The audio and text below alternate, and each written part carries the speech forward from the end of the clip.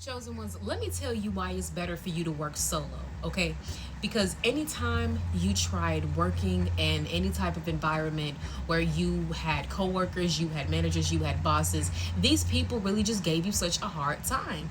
And it was like to a point where even though they could have not given you a hard time, even though they could have chosen to treat you better, they still chose to treat you wrong because you were the type of person where if it was if it was a type of environment where things would get stressful or whatever would happen, these people would have so much fun with making you feel bad. Like they would take out their anger and frustrations out on you. They would lash out on you, and they just made your experience just such a difficult time.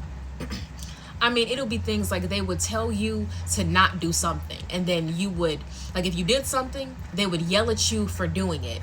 And then to avoid getting yelled at, you would not do it. And then they get on you and say, well, why did you? It's like you couldn't win for losing with these people. It's like, so you told me not to do that, and then I don't do it. And then when I don't do it, you get mad at me again? Like, make it make sense. Yeah, see, and that's when you had started to realize, chosen ones, when you were in these jobs and you were working at these places, you had realized, like, why am I being treated this way? Why are people doing me like this? And that's when you started to realize, like, you know what?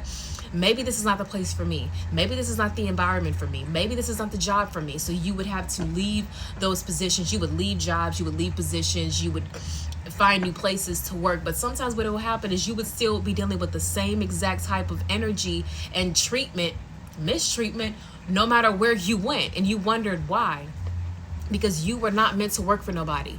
Anytime we face resistance, chosen ones, that's just letting us know that we don't need to be in that environment. Because why are we answering to somebody else? We don't got to work for nobody. We don't got to work for man, because we work for God. That's who we work for. Because God is not going to micromanage us. God is going to allow us to do things that we want on our own time, on our own accord. But we also have to make sure that we are staying disciplined and doing what we want to do. And God is not going to hound us and pressure us every single time, right? So listen, you basically learn, chosen one, that when you are surrounded by other people, people just have it, and they just have at you. And you realize that it was too much for you, because your energy was way too sensitive for that. You were not meant to be in that type of environment. And because you don't want to put your soul through that again, you're like, I would rather just go through the stress of working for myself than have to go through the stress of getting a paycheck and dealing with all of that. You don't want